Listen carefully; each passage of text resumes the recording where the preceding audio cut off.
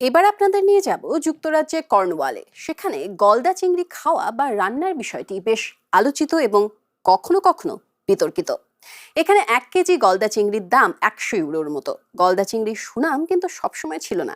লবস্টারের বিলাসিতা হলো এটাকে মনোযোগ দিয়ে সচেতনভাবে উপভোগ করা।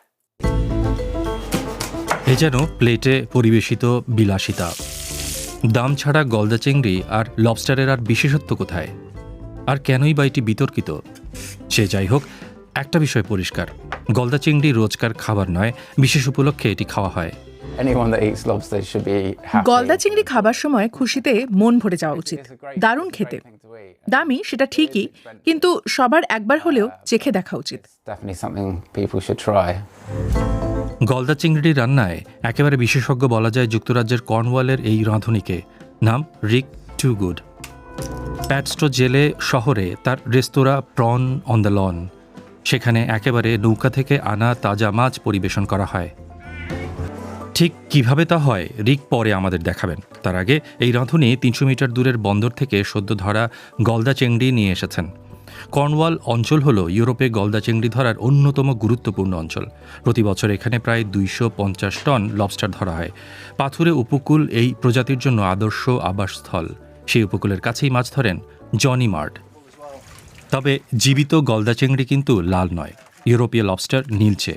একটু বড় আমেরিকান লবস্টার বাদামি রঙের হয়। শিকারী ও মৃতভোজী হিসেবে তারা সমুদ্রের তলদেশে থাকে এবং বাস্তুতন্ত্রে গুরুত্বপূর্ণ ভূমিকা রাখে।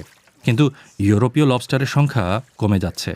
তাই ইউরোপীয় ইউনিয়ন ও যুক্তরাজ্যে জেলেদের জন্য কঠোর নিয়মকানুন রয়েছে। কর্নওয়ালে একটি গলদা চিংড়ি 90 মিলিমিটার লম্বা হতে হয়। চোখের কোটর থেকে খোলসের পিছনের অংশ পর্যন্ত মাপা হয়। এর চেয়ে ছোট হলে সেটাকে সাগরে ছেড়ে দিতে হয়। এখানে 1 কিলো গলদা চিংড়ির দাম 100 ইউরোর মতো। কিন্তু গলদা চিংড়ির এমন সুনাম সবসময় ছিল না। 18 শতকে যুক্তরাষ্ট্রে এটা কারাগারে বন্দীদের খেতে দেওয়া হতো। গলদা চিংড়ি জীবন্ত রান্না করা হয়। এটা এখন বিতর্কিত বিষয়। কয়েকটি দেশ রান্নার এই প্রচলন বন্ধ করছে। গবেষণা বলছে এই প্রাণীটির স্নায়ুতন্ত্র জটিল, কিন্তু তারা ব্যথা পায় কিনা তা নিশ্চিত নয়। তারপরও অনেক রাঁধুনি আরও মানবিক উপায়ে রান্না করেন। আপনি যদি বাড়িতে শুধু একটা চিংড়ি রান্না করেন, তাহলে আধা ঘন্টার জন্য ফ্রিজারে রাখতে পারেন। এতে চিংড়ি প্রায় পুরোপুরি অবশ হয়ে যায়। কিন্তু রেস্তোরাঁয়, যেখানে আমরা হয়তো দিনে 20 থেকে 30টা করি, সেখানে আমরা সরাসরি মাথার উপরের অংশে ছুরি চালাই। রান্নার সময়টা খুব গুরুত্বপূর্ণ। কয়েক মিনিট দেরি হলেই মাছটা রাবারের মতো শক্ত হয়ে যায়। রংটা সেই সুন্দর নীল থেকে ধীরে ধীরে লবস্টারের চিরচেনা গোলাপি লাল রঙে বদলে যাবে। তাই আমরা লবস্টারটা তুলে নিচ্ছি। দেখতেই পাচ্ছেন, রং বদলে গেছে।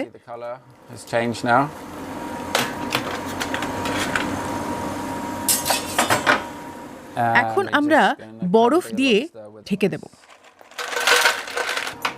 রিক ধারালো ছুরি দিয়ে ঠান্ডা করা খোলস ভেঙে ফেললেন।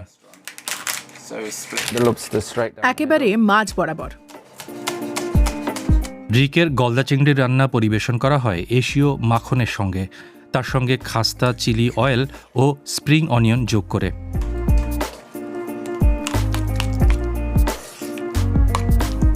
বাহ, চমৎকার। লবস্টার এখন যাবে ওভেনে 10 মিনিটের জন্য।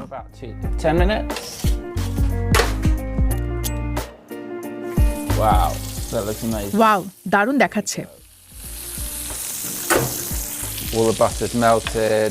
সব মাখন গলে গেছে, সব ফ্লেভারগুলো মিশে গেছে। লবস্টারের উপর হালকা স্বাদের মাখন বা ভালো কোনো স্যালাদেই চলবে। লবস্টারের স্বাদ নিজেই নিজের পরিচয় দিক। খুব কম জায়গাতেই আসলে লবস্টার পরিবেশন করা হয়, তাই এটি বিশেষ উপলক্ষের জন্য এক ধরনের প্রিমিয়াম খাবারে পরিণত হয়েছে। লবস্টারের বিলাসিতা আসলে এটাকে মনোযোগ দিয়ে সচেতনভাবে উপভোগ করার মধ্যেই আছে। তো আপনি কি এই সুস্বাদু খাবারটি চেখে দেখবেন?